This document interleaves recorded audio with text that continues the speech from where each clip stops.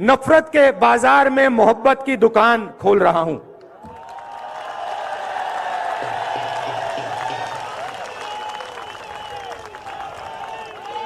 आप मुझसे नफरत करो, आप मुझे गाली दो, यह आपके दिल की बात है। अब 100 दिन से ज्यादा हो गए।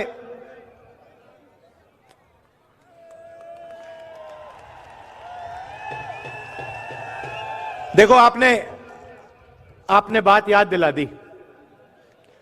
मैं कुछ और कहने जा रहा था, आपने डाइवर्ट कर दिया। ये जो आपने किया, देखिए भैया, उनसे बात कर रहा हूं। पुलिस जी,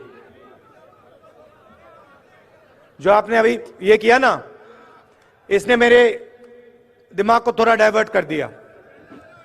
मैं पहले कुछ और कहने जा रहा था, आप दूसरे रास्ते से निकलेंगे। यात्रा अब 100 दिन से चल रही है।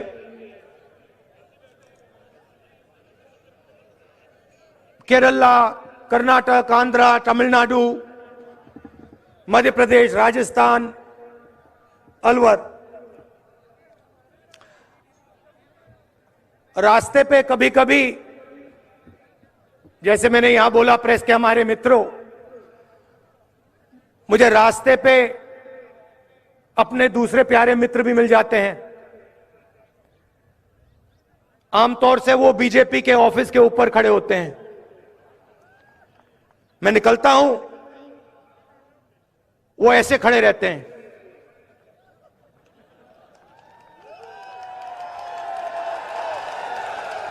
और मैं क्या करता हूं, मैं देखता हूं, पहले मैं उनसे यूं करता हूं, हाथ ऐसे रखते हैं। राहुल गांधी को वेव नहीं कर सकते, करना चाहते हैं मगर अलाउ नहीं है। मैं थोड़ा और करता हूं, फिर उनमें से एक दो यहां से हाथ हिला के यूं कर देते हैं। और फिर मैं आमतौर से जो आपने मुझे किया मैं करता हूं। कभी कभी वो देख के ऐसे करते हैं कि बात नहीं कर सकते ना, आते नहीं है, मना है। मैं नफरत नहीं करता उनसे, विचारधारा के खिलाफ लड़ता हूं, मगर वो अच्छे लगते हैं मुझे, सारे जीव अच्छे लगते हैं। तो कभी कभी वो यूं करते हैं, मतलब क्या कर रहे हो तुम, क्या कर रहे हो। कन्याकुमारी से लेकर श्रीनगर जा रहे हो। उनके नेता कभी कहते हैं राहुल गांधी क्यों चल रहा है। मेरे दिमाग में था, थोड़ी देर के लिए मैं सोच रहा था, ये मैं कर क्या रहा हूं। पैदल चल रहा हूं, लोगों से मिल रहा हूं, गले लग रहा हूं, क्या कर रहा हूं। और जवाब मिल गया।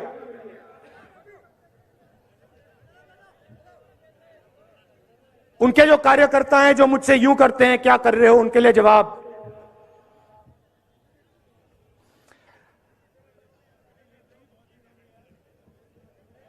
नफरत के बाजार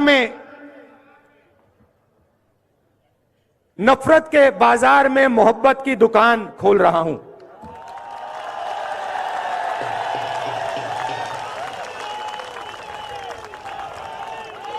आप मुझसे नफरत करो, आप मुझे गाली दो, यह आपके दिल की बात है। आपका बाजार नफरत का, मेरी दुकान मोहब्बत की। और मैं सिर्फ अपनी बात नहीं कर रहा हूं, यह मत सोचिए कि यह सिर्फ राहुल गांधी बोल रहा है। यह पूरा का पूरा जो संगठन है, जिसने इस देश को आजादी दी। हम कौन होते हैं?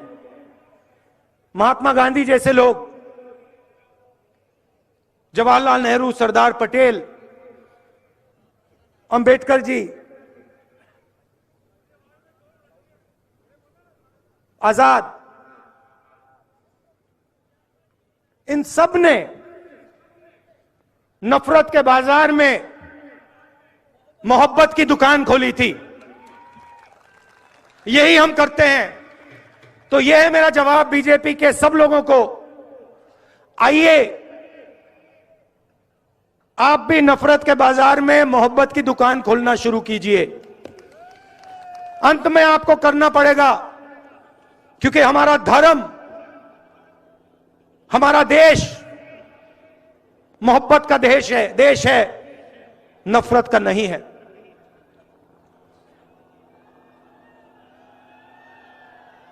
चलते हुए बहुत सारा सीखने को मिलता है।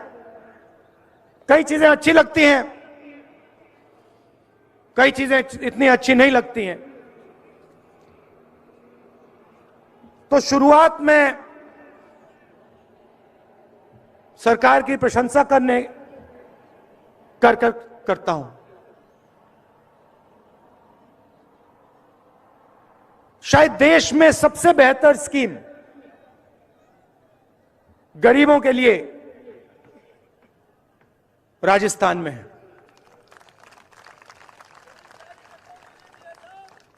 देखिए, मैं प्रशंसा कर रहा हूं, मैं फिर बुराई भी करूंगा, सच बोलूंगा मैं। तो चलते हुए महाराष्ट्र में, बाकी स्टेट्स में रास्ते पे लोग मिलते थे, कहते थे हमारे को किडनी का ट्रांसप्लांट करवाना है, पैसा नहीं है। स्टेंट लगवाना है, पैसा नहीं। मैं पूछता था कितना पैसा लगेगा? 50 लाख रुपए लगेंगे। हमारे पास नहीं है, हम किसान हैं, कहां से आएगा? सब जगह ये होता था। अजीब सी बात है, राजस्थान में ये नहीं हो रहा है।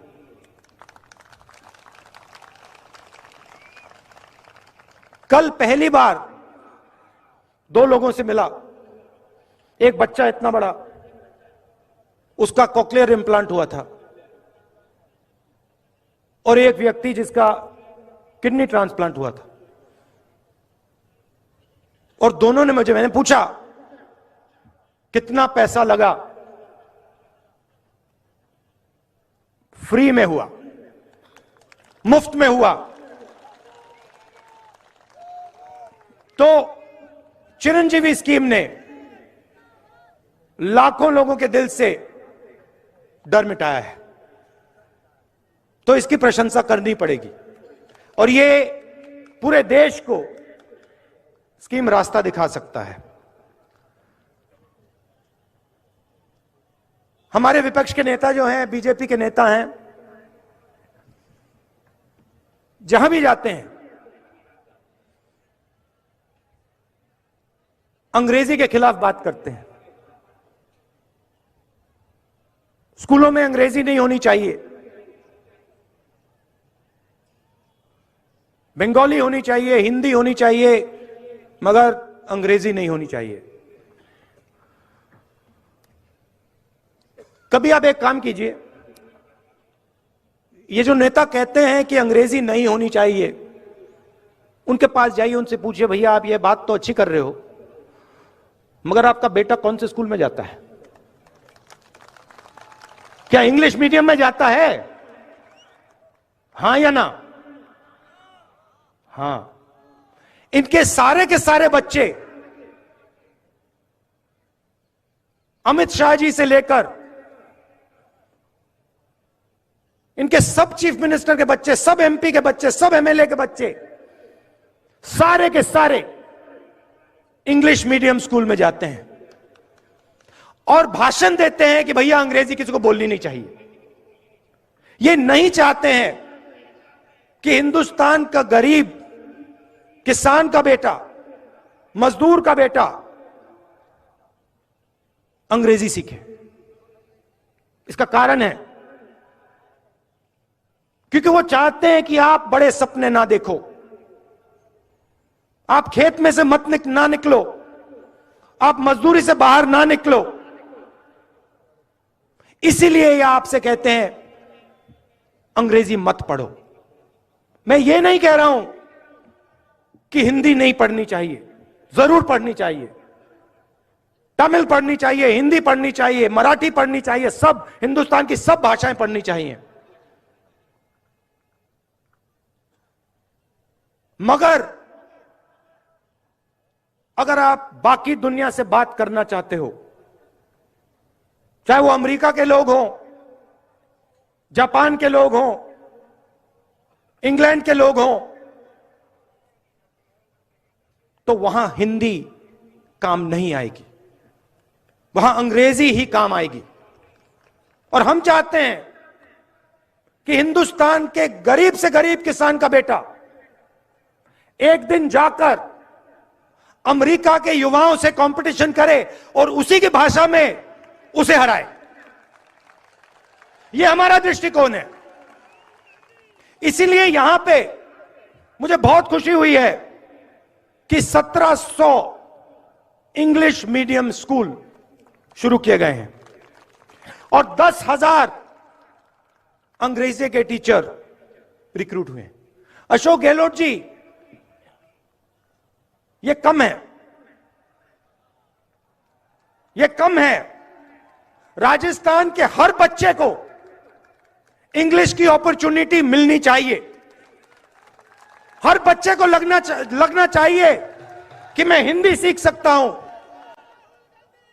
मैं अपनी मातृभाषा सीख सकता हूं, मगर मैं पूरी दुनिया के साथ कम्युनिकेट कर सकता हूं, मैं पूरी दुनिया के साथ बातचीत कर सकता हूं। अगर मुझे जरूरत पड़ी तो अमेरिका में जाके मैं हिंदुस्तान का झंडा लहराऊंगा। तो यह भी आपने काम बड़ा अच्छा किया है।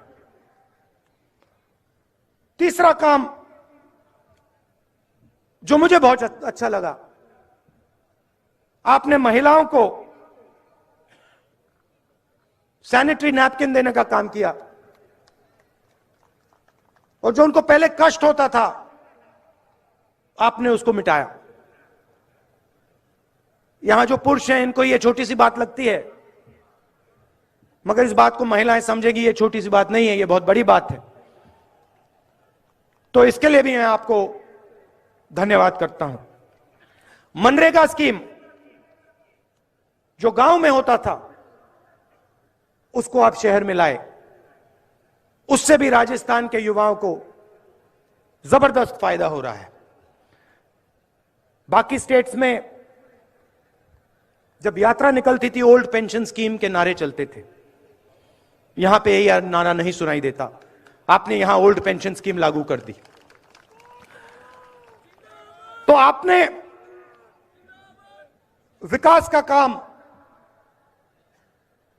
बहुत अच्छा किया है।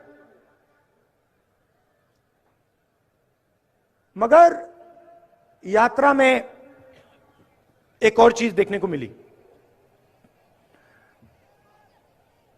पहले प्रशंसा की थी, अब थोड़ी कड़ी बात बोलता हूं।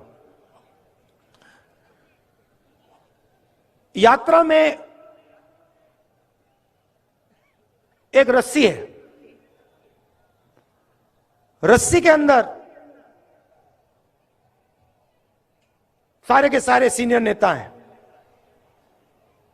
रस्सी के बाहर हमारे लोकल बॉडी के नेता, जिला परिषद के नेता, प्रधान और कांग्रेस पार्टी का आम कार्यकर्ता। इस रस्सी को तोड़ना पड़ेगा। मतलब जो हमारा कार्यकर्ता है, जो हमारा लोकल बॉडी का नेता है, उसकी भी आवाज सरकार में सुनाई देनी चाहिए, सरकार के ऑफिसेज में सुनाई देनी चाहिए। और उससे भी जरूरी जो राजस्थान का आम नागरिक है, उसकी भी आवाज राजस्थान के हर ऑफिस के अंदर सुनाई देनी चाहिए। अब मैंने आपको एक बात बताई, मैं सुझाव भी दे देता हूं, पता नहीं आपको अच्छा लगे या नहीं। डिसीजन मेरा नहीं है, डिसीजन खारगे जी का है। मगर मैं यहां सामने रख देता हूं। देखिए, 3,500 किलोमीटर हम चले। चलने से फायदा होता है या नुकसान? क्या क्या फायदे मिलते हैं? हाँ, क्या क्या फायदे मिलते हैं? सबसे पहले देखिए, वजन कम हो जाता है, पेट गायब हो जाता है। सही? ठीक है। एक्सरसाइज हो जाती है। ये जो 3 सबसे बड़ी बीमारी हैं, कोलेस्ट्रॉल, शुगर, बीपी, इनका इलाज हो जाता है, अपने आप हो जाता है। सही बात? तो मेरा यह सुझाव है, और इससे सबका फायदा होगा। जैसे ये भारत यात्रा जो है, ये एक सोच है, ये एक यात्रा नहीं है। ये एक सोचने का तरीका है, देश के लिए ये एक विजन है। तो मेरा सुझाव ये है कि जैसे हम कन्याकुमारी से कश्मीर तक चले, वैसे महीने में एक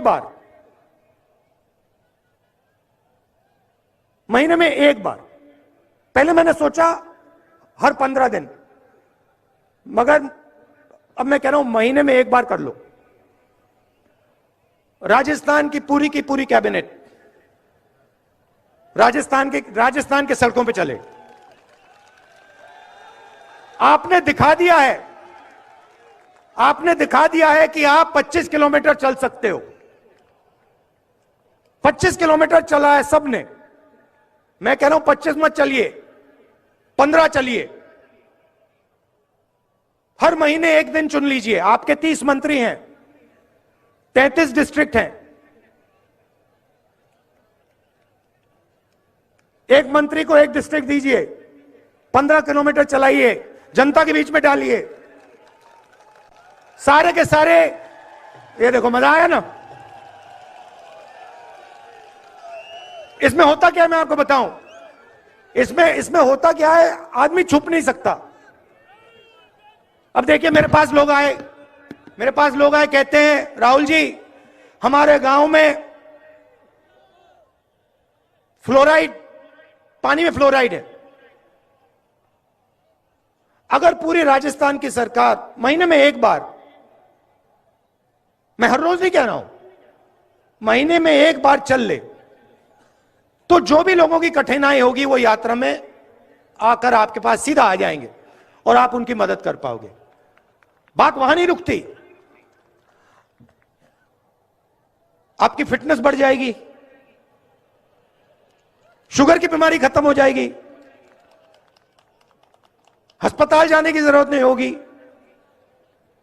तो ये मेरा सुझाव है, खारगे जी के लिए सुझाव है, गहलोत जी के लिए सुझाव है। अगर ये करना चाहें, मुझे लगता है इससे कांग्रेस पार्टी का, राजस्थान का और हमारे सब नेताओं का फायदा होगा। क्या लगता है आपको? सही बात है।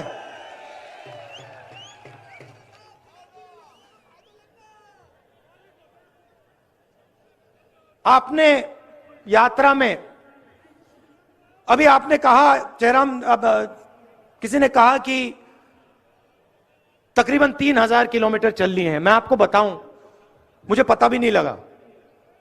आप देखिए, मेरा चेहरा देखिए, जितनी थकान कन्याकुमारी में थी अभी है, तो मुझे थकान ही नहीं हो रही। मुझे मजा आ रहा है, अच्छा लग रहा है। और थकान क्यों नहीं हुई? कि आप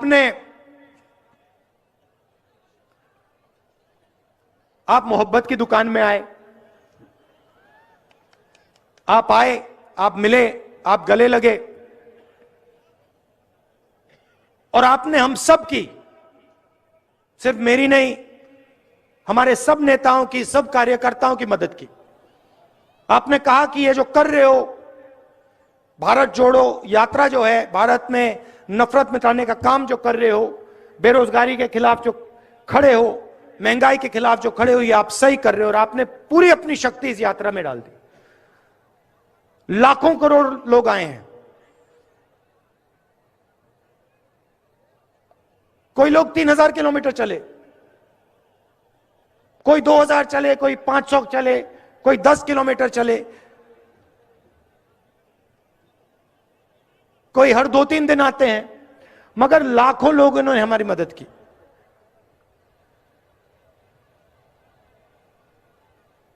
हर रोज 6-7 घंटे हम चलते हैं।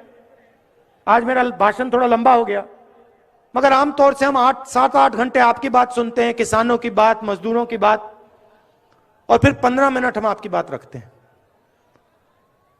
2 चीजें मैंने इन सड़कों पे सुनी जो मैं अशोक गहलोत जी से कहना चाहता हूं। काफी चीजें मैंने उनको बताई हैं, मगर ये 2 चीजें मुझे भविष्य के लिए महत्वपूर्ण लगी। पहली चीज ये कि जो हमारे आदिवासी भाई बहन हैं, जो ट्राइबल बिल में उनको हक दिया गया है, जमीन का जो हक दिया गया है, उसको राजस्थान की सरकार जल्दी से जल्दी 100% इंप्लीमेंट करके दिखा दे। आदिवासियों के बारे में मैंने कहा, भाषण में कहा कि बीजेपी आपसे कहती है कि आप वनवासी हो। आप वनवासी नहीं हो, आप आदिवासी हो, आप हिंदुस्तान के ओरिजिनल मालिक हो, और इसीलिए यह काम, यह आपका हक है, और यह काम कांग्रेस पार्टी को राजस्थान में, बाकी देश में कर देना चाहिए। बिल बहुत अच्छा है, बहुत लोगों को फायदा मिला, मगर लोग अभी छूट गए हैं और उनकी मदद होनी चाहिए। और दूसरी बात, 21वीं सदी में जिसको हम गिग वर्कर कहते हैं, जो उबर चलाते हैं, ओला चलाते हैं, जोमेटो के लिए काम करते हैं, जो डिलीवरी का काम करते हैं, छोटे छोटे काम करते हैं, उनके बारे में हमें सोचना है। जो सरकार में काम करता है उसे सरकार पेंशन देती है, उसकी रक्षा करती है, मगर जो लाखों लोग, करोड़ों लोग गिग इकोनॉमी में काम करते हैं, उनका कोई सोशल सिक्योरिटी का सिस्टम नहीं है, उनका कोई पेंशन का सिस्टम नहीं है, उनकी रक्षा नहीं होती है। तो इसके बारे में भी सरकार को सोचना चाहिए। मेरा सुझाव है कि उनके लिए सरकार एक तरीका निकाले कि उनकी भी रक्षा हो, उनको पेंशन जैसे सुविधाएं मिले, और जो लोग उनके काम का फायदा उठाएं उनको भी फायदा मिले। एक बार फिर आप सब आए, दिल से मैं आपका धन्यवाद करना चाहता हूं। और जैसे मैंने कहा, आप सब नफरत के बाजार में मोहब्बत की दुकानें खोलिए। धन्यवाद।